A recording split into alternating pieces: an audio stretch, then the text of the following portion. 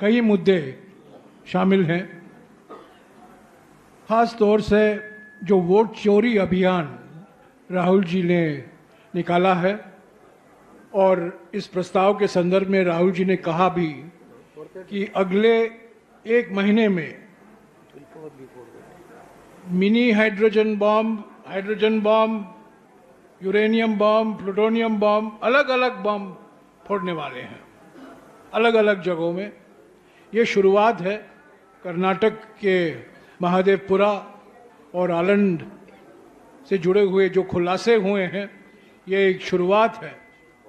और वोट चोरी अभियान के बारे में इस प्रस्ताव में काफ़ी लंबा जिक्र है, और जो अभी अभी हमारे जो प्रभारी संगठन ने आपको बताया है कि 15 सितंबर से लेकर 15 अक्टूबर तक 5 करोड़ हस्ताक्षर का अभियान निकाला जाएगा, और ये 5 करोड़ सिग्नेचर हस्ताक्षर इलेक्शन कमीशन को सौंपे जाएंगे।